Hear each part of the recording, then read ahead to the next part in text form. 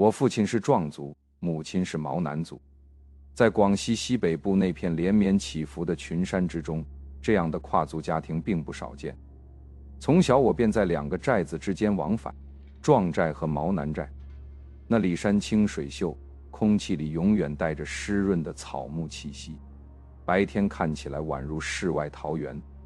可只有长在那里的人才知道，这些被群山环抱的山寨里藏着多少令外人毛骨悚然的秘密。今天我要讲的是我从小到大亲身经历、亲耳听闻的6则真实怪谈，它们就发生在广西西北部那些不起眼的山寨里，发生在你我这样的普通人身边。我小时候住在壮寨，寨子不大，几十户人家沿着山势错落分布。有一条不成文的规矩，每个孩子从刚记事起就被反复告诫，寨子西北角那户人家不能靠近西北角住着一个老太婆。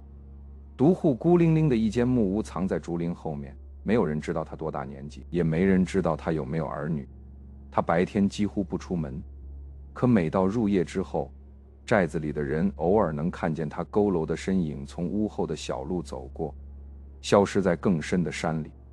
每当有孩子不小心往那个方向跑得太近，总会被大人一把拽回来，脸色铁青的厉声呵斥：鬼仔，想死啊！我和隔壁的阿牛是寨子里胆子最大的2个小孩。那年我9岁，阿牛10岁。入夏的一个傍晚，趁着大人们在晒谷场上忙活，阿牛神神秘秘地蹭到我身边，压低声音说：喂，敢不敢跟我去看那个老太婆？我说：大人说不许去。阿牛撇撇嘴，他们越不让我们去，说明那里越有意思。你不好奇？我当然好奇。全寨子最禁忌的地方，哪个孩子能不好奇？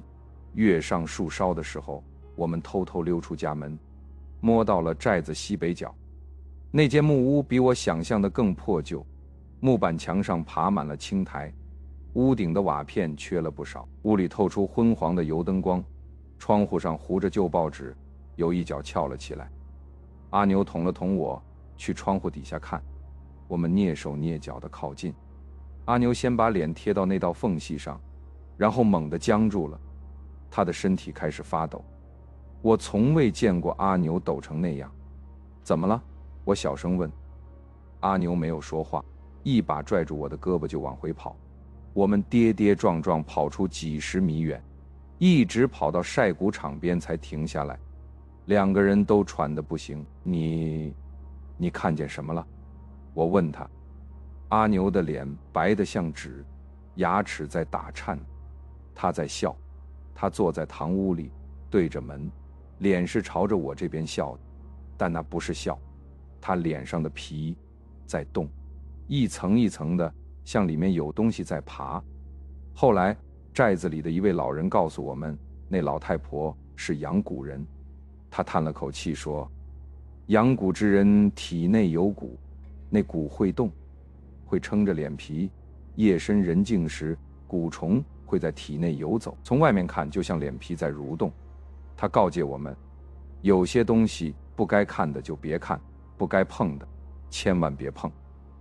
阿牛从那天起发了一场高烧，烧了3天3夜，他妈又是找神婆，又是烧纸钱，好不容易退了烧。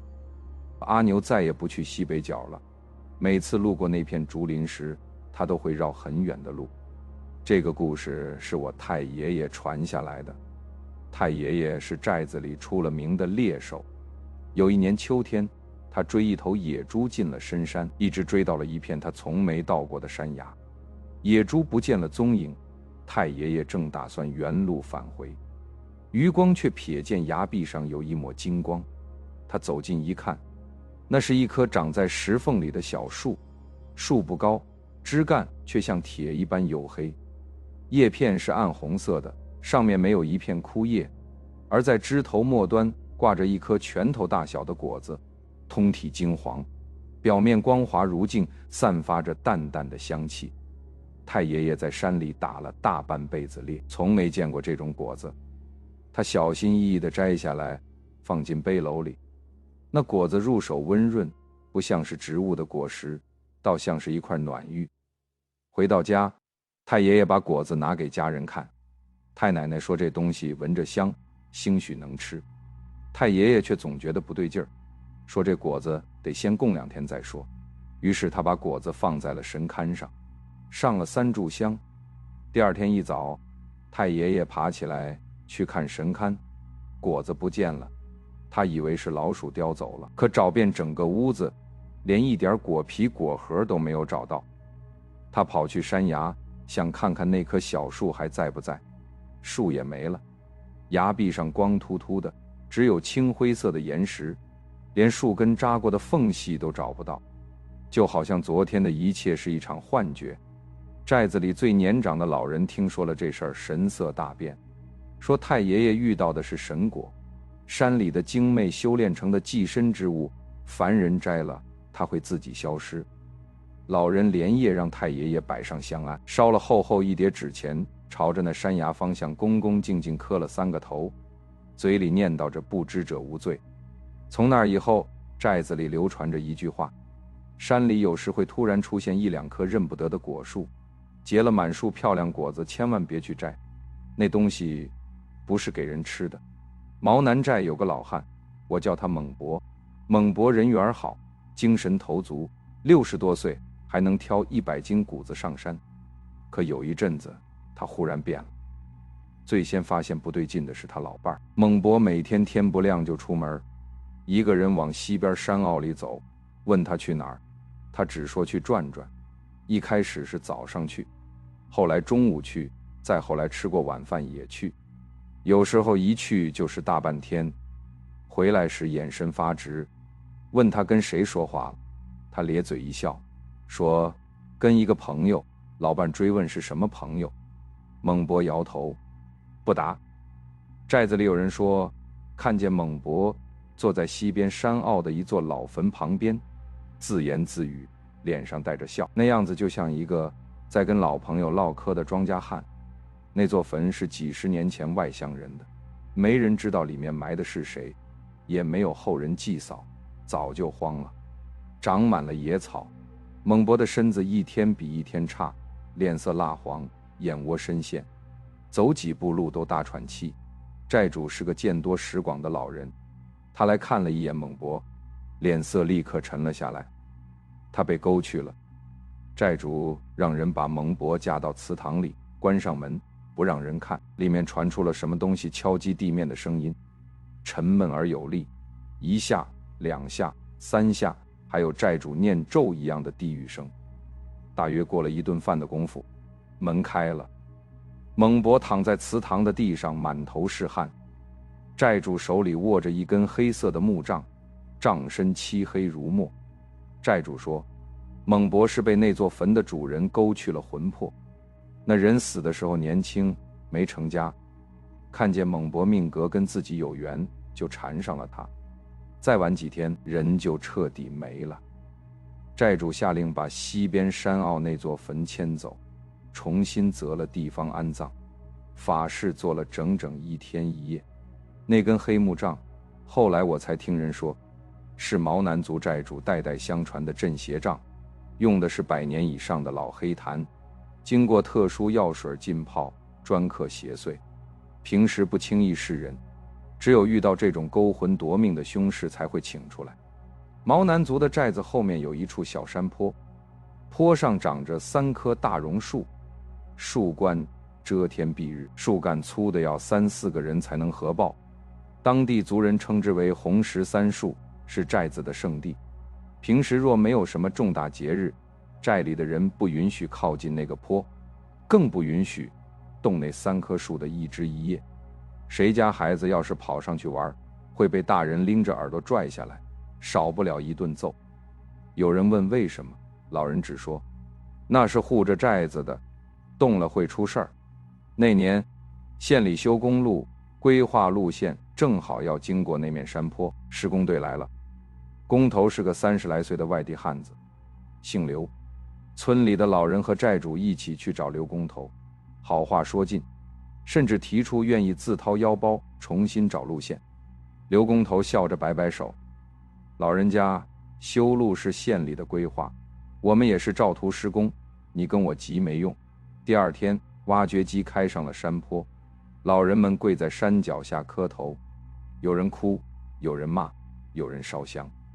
年轻人和施工队发生了肢体冲突，几个后生被按在地上，脸上挂了彩。第3棵榕树倒下的时候，所有人的心里都咯噔了一下。那天的天气原本很好，晴空万里，可当榕树倒地的那一刻，突然刮起了一阵大风，把施工队的帐篷吹得七零八落。刘工头骂了句脏话，让大家加把劲儿，赶快把树根清理干净，路修好了，寨子的圣地变成了平平整整的柏油路。刘工头调走了，去了隔壁县负责另一个工程。不到1个月，消息传回来，刘工头出事儿了。他开的皮卡在一条盘山公路上翻了车，车子直接掉下了几十米深的山谷，人当场就没了。寨子里的老人们听到这个消息后，没有一个人感到意外。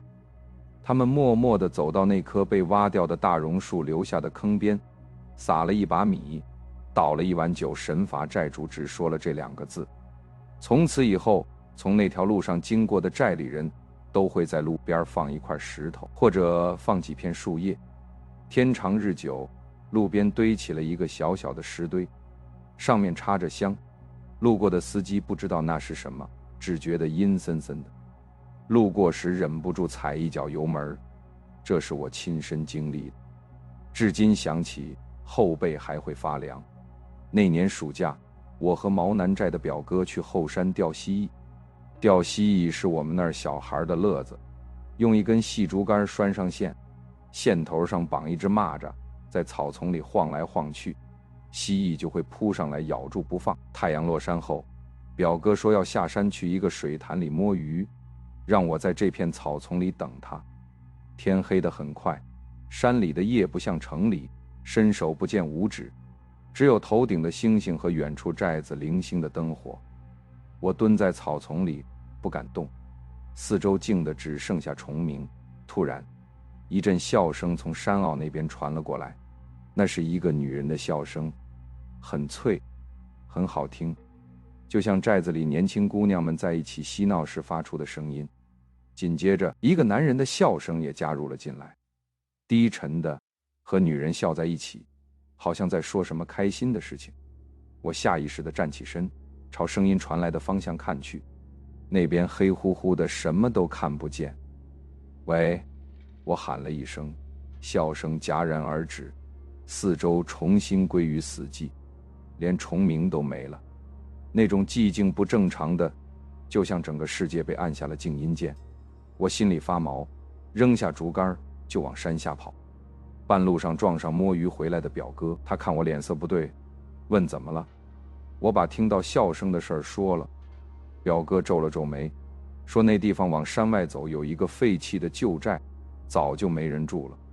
回到家，我把这件事告诉了父亲。父亲正在喝酒的手停住了，缓缓放下杯子。你听到的是不是一男一女的笑声，像年轻夫妻在闹着玩？我点了点头。父亲的脸色变了，他沉默了很久才开口：6年前你还没记事，寨子外面来了一对年轻夫妇，说是探险的，在山里迷了路，在我们寨子里借宿了一晚。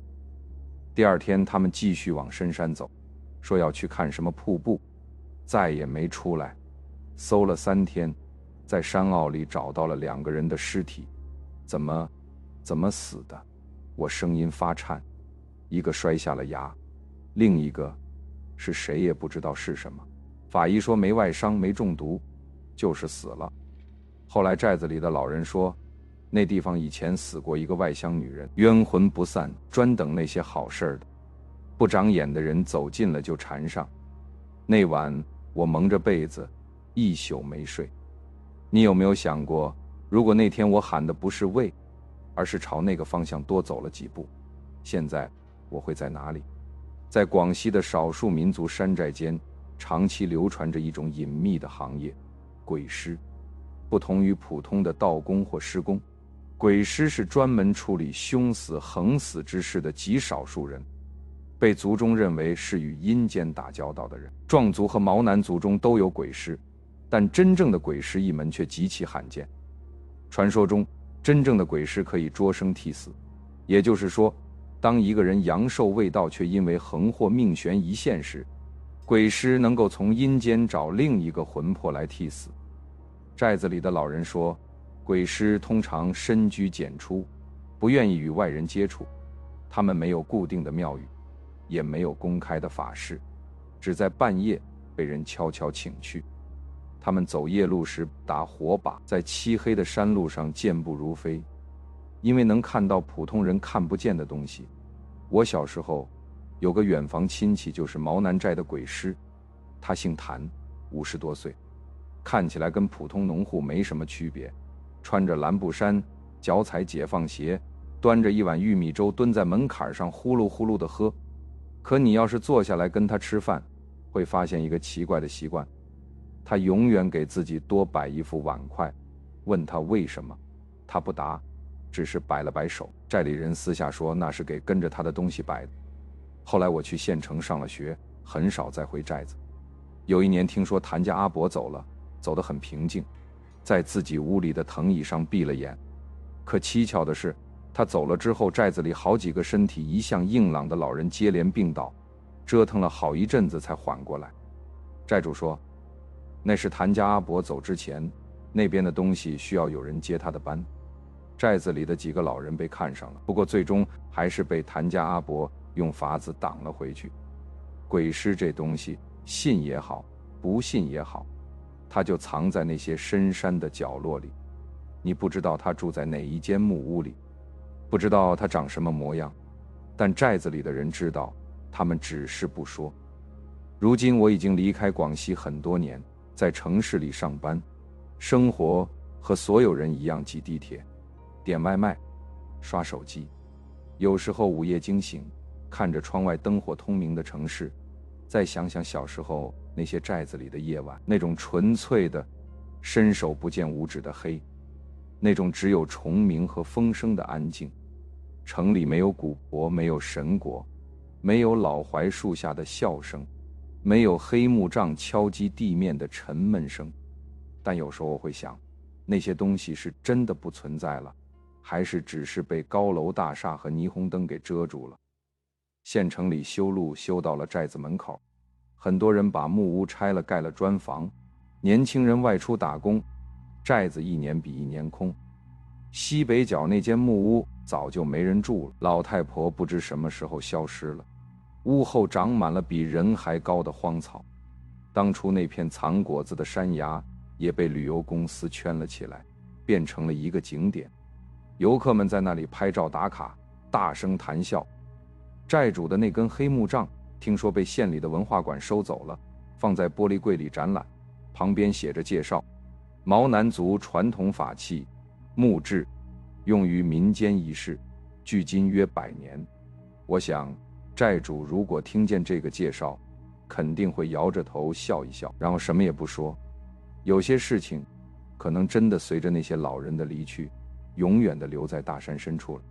但我不确定这是好事还是坏事，因为每当深夜我一个人待在房间里，听见走廊里传来似有似无的脚步声时，我还是会忍不住想起西北角老太婆脸上那层蠕动的皮，山坳里那对男女戛然而止的笑声，以及那些消失在深山里的再也回不来的人。也许有一天，连最后一座壮族山寨也会消失，那些古老的禁忌、神秘的传说会变成旅游网站上的一张张照片和一段段简介。但有些人知道，那些东西从未真正消失，他们只是躲起来了，躲在你看不到的角落里，等你踏进那片不该踏进的黑暗时，再重新出现。故事取材于广西西北部壮族、毛南族山寨口耳相传的民间怪谈，部分细节来自网络流传的真实经历分享。故事纯属虚构，如有雷同，实属巧合。睡前故事，请勿深究。晚安。